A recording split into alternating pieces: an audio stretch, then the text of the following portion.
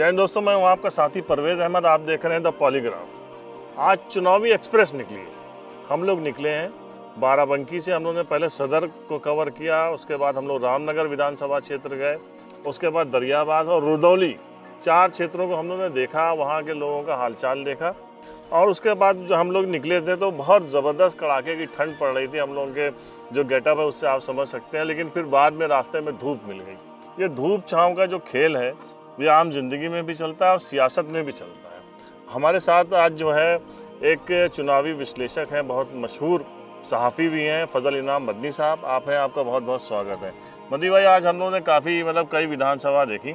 शुरुआत हम रुदौली से ही करें। रुदौली विधानसभा क्षेत्र हालांकि ऑफिशियली अभी नहीं आया, लेकिन कल टिकट घोषित हो गया है वहाँ से 5वीं बार अब्बास अली रुश्दी साहब। रुश्दी साहब पिछले 5 टिकट पा चुके हैं, 2 बार जीते हैं, 2 बार हारे हैं, और ये 5वां उनका जो है ये होगा। रुदौली में हम लोग जो गए, हम लोगों ने वहाँ लोगों से बातचीत की, जो हालचाल देखा, वो पूरा जो वहाँ का जातीय समीकरण है चुनाव उसके ऊपर डिपेंड रहता है। अगर बात की जाए जैसे बाराबंकी सदर की सीट है, वहाँ पे भी मुस्लिम और यादव इनका जो मिलन होता है, इनका जो कॉम्बिनेशन है, उससे कोई भी प्रत्याशी वहाँ टिक नहीं पाता। सदर विधायक हैं सुरेश यादव, वहाँ तीसरी बार जीत के कगार पे मुहाने पे खड़े हुए हैं और उनकी टक्कर का अभी तक कोई प्रत्याशी है नहीं। हो सकता है आगे वहाँ पे कवर हो। वही हाल अगर आप रुदौली में आइए तो यहाँ भी मुस्लिम और यादवों का कॉम्बिनेशन है, लेकिन पिछले 2 चुनाव वो हार रहे हैं। क्या प्रमुख कारण आपको लगता है? प्रमुख कारण ये है कि भारतीय जनता पार्टी का एक पोलराइजेशन। दूसरे, भारतीय जनता पार्टी ने वहाँ एक यादव उम्मीदवार पिछली बार दिया था, और जो वोट यादव वोट, जो परंपरागत वोट समाजवादी पार्टी का है, उसको लेने में रुश्दी नाकाम रहे, क्योंकि जातवाद की बुनियाद पर वो भारतीय जनता पार्टी की थैली में गया। और यही वजह थी कि रुश्दी साहब चुनाव हार गए, वरना जो मुस्लिम और यादव का कॉम्बिनेशन है वो जीत की तरफ ले जाता है, और इससे पहले भी ये होता रहा है। इसके अलावा रुश्दी एक ऐसी शख्सियत है जो अब तो अयोध्या कह लीजिए, वरना फैज़ाबाद ज़िले में एक नॉन मुस्लिम फेस है, पॉलिटिकल फेस है, और उनकी अच्छी खासी लोकप्रियता है। और उसी लोकप्रियता की वजह से वो इतना अच्छा वोट हारने के बाद भी ले सके थे कि चूँकि अपर क्लास का एक सेक्शन है जिसमें भी उनकी पैठ रहती है, उनको लोग पसंद करते हैं। बात ये नहीं है कि वो वोट पाए, बात ये है कि जहाँ पे इतना ज़बरदस्त कॉम्बिनेशन हो। हम आपको बताते ही पहले ये हैं कि वहाँ के जो विधायक हैं पिछले 2 बार से वो चुनाव जीत रहे हैं। रामचंद्र यादव कभी वो समाजवादी पार्टी के ही पदाधिकारी हुआ करते थे, जिला अध्यक्ष हुआ करते थे। रामचंद्र यादव ने जब देखा कि उनकी दाल नहीं गल रही है सियासत में, तो उन्होंने अपना पाला बदला। पहले वो बीएसपी में गए, उसके बाद जो है वो भारतीय जनता पार्टी के उम्मीदवार बन के चुनाव लड़े थे। जिस वक्त चुनाव लड़े थे उस वक्त 2012, उस वक्त भी जलजला चल रहा था। समाजवादी पार्टी की सरकार बहुत बहुमत से सरकार बनी थी, लेकिन जो परंपरागत वोटर माना जाता है, काडर जो माना जाता है समाजवादी पार्टी का, यादव, वो उनके साथ नहीं आया। उनके ना आने से जो रुदौली वापसी की मांग चलती रही बाराबंकी में, वो पूरी नहीं हुई थी, क्योंकि मुलायम सिंह नेता उस वक्त बाराबंकी आए थे। उन्होंने बड़ी नाराज़गी भी इस बात पर जाहिर की थी। जो रामचंद्र यादव विधायक हैं, उनकी तरफ यादव वोट चला जाता है, और कौन सा वोट आता है जो इनको नहीं मिलता, और वो कॉम्बिनेशन कैसे वहाँ का कॉम्बिनेशन इस तरह बन जाता है कि यादव वोट वहाँ बड़ी तादाद में है और मुस्लिम वोट भी बड़ी तादाद में है। तकरीबन दोनों वोट बराबर हैं, लेकिन मुस्लिम उम्मीदवार होने के नाते और समाजवादी पार्टी होने के नाते ये वोट रुश्दी साहब को जाता है।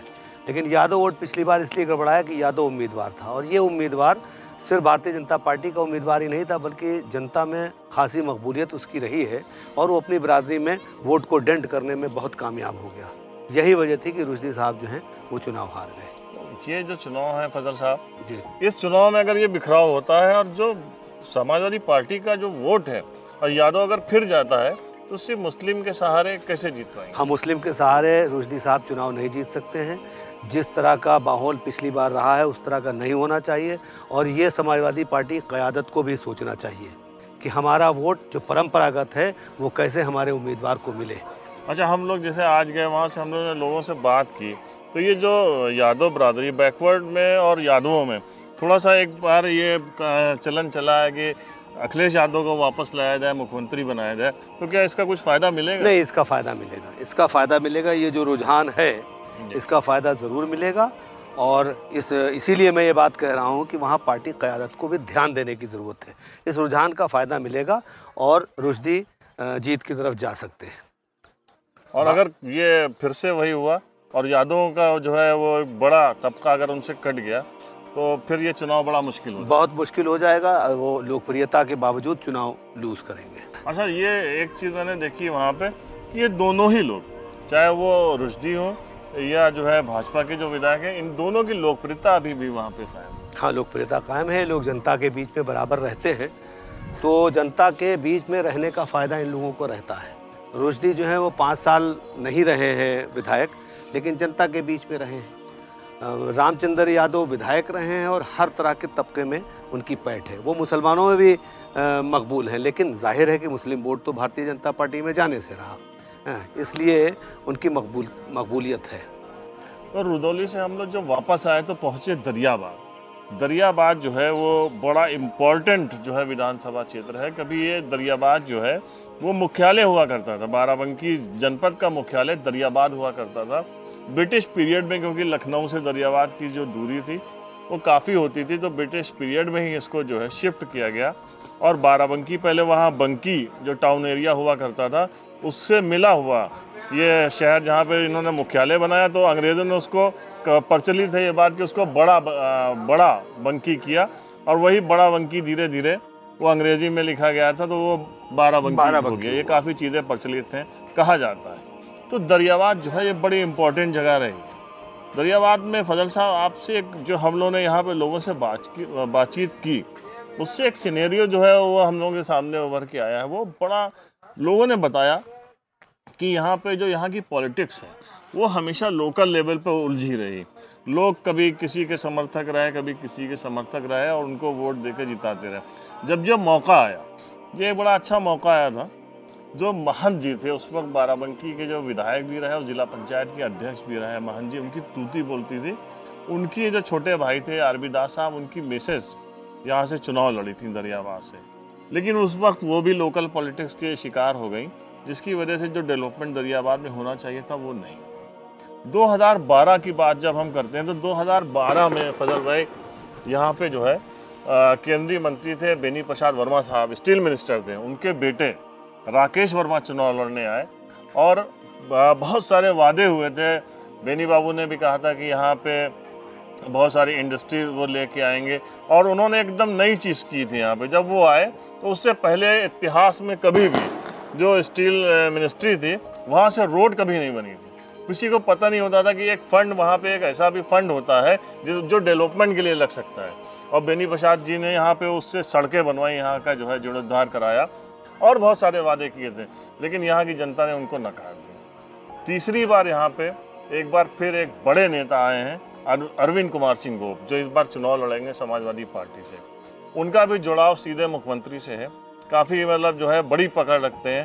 तो यहाँ के लोगों को इस बार क्या दिख रहा है आपको मिजाज? देखिए, ये बात तो सही है कि जो पिछले कई दशकों की यहाँ की राजनीति रही है उसमें लोकल इश्यूज़ और स्थानीय मुद्दे हावी रहे हैं और विकास की तरफ इस तरह ध्यान किसी ने नहीं दिया। वैसे बेनी प्रसाद वर्मा यहाँ के मेंबर पार्लियामेंट भी रहते थे जब दरियाबाद फैज़ाबाद पार्लियामेंट्री कॉन्स्टिट्यूंसी का हिस्सा नहीं था, और उन्होंने उस वक्त भी बहुत ज़्यादा नहीं लेकिन विकास ज़रूर किया था।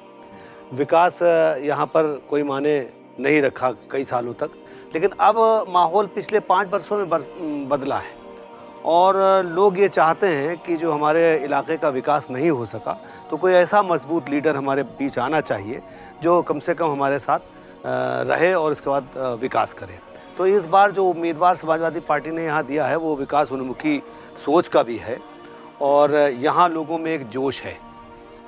स्थानीय मुद्दे, स्थानीय मामले आज भी हैं, लेकिन एक जोश उनके प्रति दिखाई दे रहा है और जनता बदलाव चाहती है कि अरविंद कुमार सिंह गोप को चुना जाए, क्योंकि पिछले 5 वर्षों में जो भारतीय जनता पार्टी का विधायक रहा है वो जो अपेक्षित विकास कार्य वो नहीं कर सका। हाँ, वो लोकल मुद्दों में लोकल मुद्दे उनकी इमेज भी बड़ी अच्छी बताई जाती है कि वो हर खुशी गम में लोगों के साथ शरीक होते हैं, वो थोड़े मौके पे रहे। उनकी भी पोजीशन यहाँ पे अच्छी अच्छा बाराबंकी के 6 विधायक हैं, उनमें सबसे 4 विधायक भाजपा के थे उनमें उनका चेहरा अच्छा बताया हाँ, वो नौजवान, लेकिन बस वहीं तक सीमित उनकी भी अप्रोच। बिल्कुल बिल्कुल, वो नौजवान हैं, लोगों से मिलते जुलते हैं, इसमें कोई शक की बात नहीं है। लेकिन जितना विकास लोग चाहते थे और जिस बुनियाद पर वो आए थे कि इस क्षेत्र का विकास नहीं हो पाया है, मैं विकास कराऊंगा, और विकास वो नहीं करा सके हैं, ये भी एक मुद्दा है। दूसरे ये कि जो क्षेत्रीय विधायक है ना, उससे बड़े कद का लीडर इस वक्त है जो समाजवादी पार्टी का कद्दावर लीडर है, और लोगों को ये लग रहा है कि शायद समाजवादी पार्टी की सरकार आएगी और ये मंत्री बनेंगे, तो मंत्री बनने की वजह से भी एक माहौल बन रहा है कि हमारे क्षेत्र का विकास होगा, हमारे जो स्थानीय मुद्दे हैं उन पर भी बातचीत होगी और उनका भी समाधान निकाला जाएगा। अच्छा, हम लोग जब आए दरियाबाद में, हमने देखा कि अरविंद कुमार सिंह गोप जब यहाँ पे आए तो राजा राजीव कुमार सिंह जो थे वो खुद तो बीमार चल रहे थे काफ़ी, लेकिन बताया था उनका टिकट उनके बेटे की दावेदारी चल रही थी, और जब उनका टिकट कट गया, इसी बीच में एक्सीडेंटली उनकी मौत हो गई, वो तो उनकी मौत को उससे जोड़ा जा रहा है कि उनके एक अटैक हो गया या शॉक्ड हो गए, उससे उनकी मौत हुई। तो इसका कितना प्रभाव दिख रहा है? देखिए, ये तो राष्ट्रीय नेतृत्व का फैसला है कि उम्मीदवार कौन होगा। वो यकीनन उम्मीदवार ही थे और ये चाहते थे कि उनको टिकट, उनके बेटे को टिकट मिले। वो अपने बेटे को राजनीति में लॉन्च करना चाहते थे, लेकिन उनकी मौत हो गई। ये बहुत अफसोसनाक बात है। बड़े शालीन नेता थे वो, और बड़े बेहतर लोगों में उनका शुमार होता था, और बड़े अच्छे उन्होंने लोगों से रिश्ते रखे हैं, इसमें कोई शुबे की गुंजाइश नहीं है। लेकिन ये पार्टी नेतृत्व ने फैसला किया है, इसका बहुत असर अब नहीं होने वाला है, क्योंकि निर्दलीय उम्मीदवार जो मुकाबला यहाँ दिख रहा है वो समाजवादी पार्टी और भारतीय जनता पार्टी के दरमियान दिख रहा है, और कहीं कहीं बसपा भी है जो बीच में आ रही है। अब समीकरण के तहत चुनाव किस नहज पे जाएगा वो एक अलग बात है, लेकिन रितेश कुमार सिंह जो बेटे हैं राजा राजीव कुमार सिंह साहब के, अगर वो निर्दलीय उम्मीदवार के तौर पर लड़ेंगे तो उनके पास ऐसा कोई आधार जातीय नहीं है जिस पे वो चुनाव जीत सकते हैं। और मुसलमानों में उनकी जो पैठ थोड़ी बहुत है, वो जो जुड़े रहे हैं पर्सनली लोगों से, उनमें उनका वोट हो सकता है, उनकी बरादरी का हो सकता है, लेकिन बहुत इम्पैक्ट किसी तरीके से भी नहीं होगा, क्योंकि जनता जो है उसका जहन सिर्फ ये बन गया है कि ये तो भारतीय जनता पार्टी या समाजवादी पार्टी। अच्छा, ये बताइए, जब उनके जो राजा राजीव कुमार सिंह थे वो भी 6 बार विधायक यहाँ से रहे जी, एक बड़े स्टेट से उनका ताल्लुक रहा, उसके बावजूद हम लोगों ने आज दरियाबाद को देखा तो वही पुराना कस्बा, वही पुरानी मार्केट, डेवलपमेंट के इस क्षेत्र में क्यों नहीं हुआ? आप काफी करीब से जुड़े रहे। डेवलपमेंट के लिए विकास उन्मुखी सोच होना जरूरी है, और राजा राजीव कुमार सिंह जो है वो एमएलए रहे निर्दलीय, जाहिर है कि उनकी सरकार नहीं थी, और उसके बाद जो है वो भारतीय जनता पार्टी से भी एमएलए रहे। जब वो कांग्रेस से एमएलए रहे तो यहाँ कांग्रेस की सरकार का सवाल ही नहीं उठता, मंत्री रहे वो। उसके बाद वो कृषि मंत्री पिछली सरकार में जो समाजवादी पार्टी की थी उसमें रहे, लेकिन वो अपेक्षित विकास वो भी नहीं कर सके, क्योंकि इसके लिए एक विकास उन्मुखी सोच के साथ साथ बहुत राजनीति में बड़ा प्रखर होना बहुत ज़रूरी है। वो बड़े शालीन नेता थे, उनमें कोई प्रखरता ऐसी नहीं थी जो बात को आगे बढ़ा सकते थे। लोगों की जो सोच है यहाँ के लोगों की, वो डेवलपमेंट की तरफ कम देखते हैं। क्या कारण है कि वो छोटे मुद्दों में उलझ जाते? बस यही है कि वो छोटे जो मामलात होते हैं उनमें भटक जाते हैं। लेकिन इस बार का सिनारियो और परिदृश्य जो है वो अलग है बिल्कुल, कि भाई हमको विकास चाहिए है, तो विकास ऐसे शख्स को चुना जाए जो हमारे इलाके का विकास कर सके। तो इसमें नंबर 1 पर इसीलिए अरविंद कुमार सिंह गोप दिखाई दे रहे हैं, लेकिन मुकाबला कड़ा है, मेहनत की ज़रूरत है, और कामयाबी किसको मिलती है वो तो यहाँ की जनता तय करेगी, जनादेश है। लेकिन इस बार का परिदृश्य दूसरा है, और लोग चाहते हैं कि हमारे यहाँ ऐसा नेता आए जो हमारा विकास करे। तो हम बात कर रहे थे दरियाबाद की, दरियाबाद क्षेत्र की हम बात कर रहे थे। अब हम इसके बाद हम लोग पहुँच रहे हैं रामनगर विधानसभा क्षेत्र में, और वहाँ से भी आपको वहाँ की स्थिति से वाकिफ कराने की कोशिश करेंगे।